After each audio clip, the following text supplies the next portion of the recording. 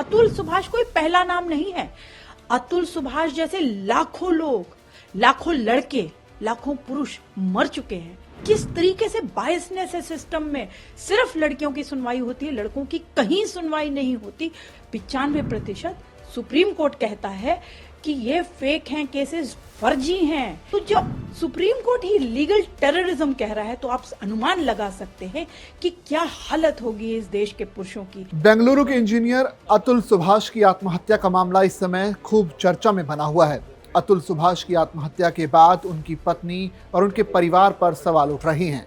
साथ ही सवाल उस कानून पर भी उठ रहे हैं जिसका फायदा उठाकर अतुल सुभाष का मानसिक शोषण किया गया। वहीं अब देश भर से अतुल के पक्ष में कई आवाजें भी उठने लगी हैं। इस पर हाल ही में पुरुषों के अधिकारों के लिए काम करने वाले मेंस राइट्स एक्टिविस्ट की प्रतिक्रिया आई है। उन्होंने ANI के कैमरे के सामने कानून व्यवस्था की पोल खोलकर रख दी। पुरुषों के साथ बढ़ते हुए अत्याचार को देख करके मुझे ये काम करती हूँ मैं। लगातार 10 साल से भी ऊपर हो गया है। ऐसे ही पुरुष मरते जा रहे हैं। अतुल सुभाष कोई पहला नाम नहीं है। अतुल सुभाष जैसे लाखों लोग, लाखों लड़के, लाखों पुरुष मर चुके हैं। 34 साल का अतुल सुभाष को कितना मजबूर कर दिया। The system has failed. किस तरीके से बायसनेस है सिस्टम में। सिर्फ लड़कियों की सुनवाई होती है, लड़कों की कहीं सुनवाई नहीं होती। उसने अपने सुसाइड नोट में सुसाइड वीडियो, 1 घंटे का वीडियो बनाया है। कितना पेनफुल है, कितनी सफरिंग्स है उसकी आवाज में। आप देखिए उसने अपने माता पिता को क्या क्या बोला है। आप देखिए, समझिए कि पूरे सिस्टम ने उसे फेल कर दिया और कोई संस्कार नहीं बचे हैं। आज किस तरीके से प्रताड़ना की जाती है पुरुषों के, उनको डराया जाता है, उनको धमकाया जाता है।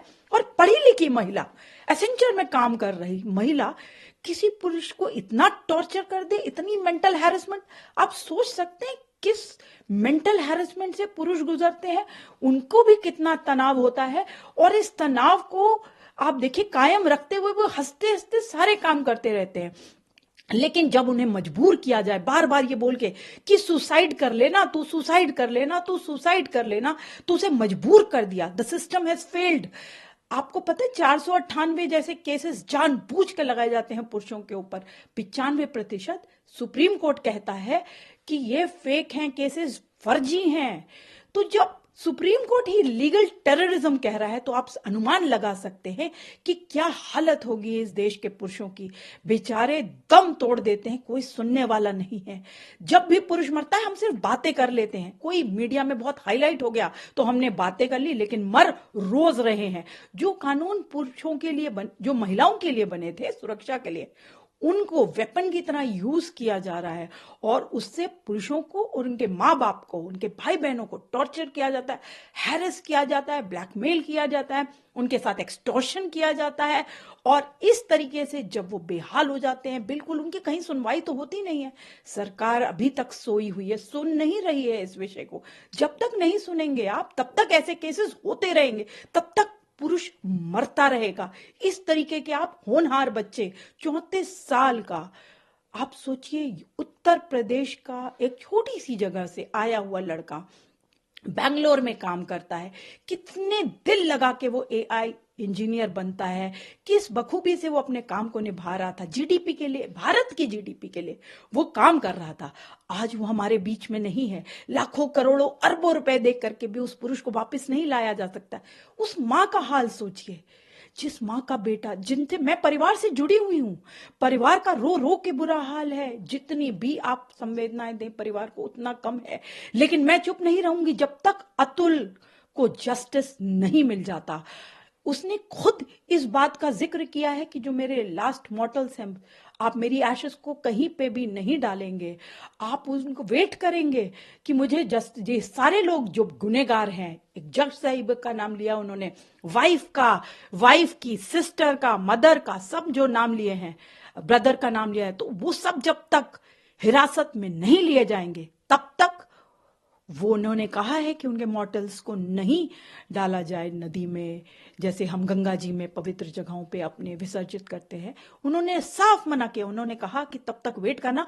और उनको जैसे कि पता है कि जस्टिस जो है वो मिलती नहीं है इस देश में। मैं अक्सर कहती हूं justice delayed is justice denied, पर यहां तो उनको इसकी भी आशा नहीं कि जस्टिस मिलेगी। तो इसलिए उन्होंने साफ साफ ये बात स्पष्ट रूप से कही है कि अगर ऐसा ना हो तो गटर में, कोर्ट के पास जो गटर है, आप सोचिए कितनी मानसिक स्थिति उनकी रही होगी, कितनी खराब मानसिक स्थिति रही होगी उस लड़के की जिसने जीवन भर अपनी माँ को एक अच्छा बेटा बन के दिखाया, अपनी पत्नी को एक अच्छा पति बन के दिखाया, लेकिन पत्नी अपने बेटे को लेकर के उस घर को छोड़ के चली गई। क्या एक बाप अपने बच्चे से भी नहीं मिल सकता? वो क्या स्पर्म डोनर है या सिर्फ एटीएम मशीन है?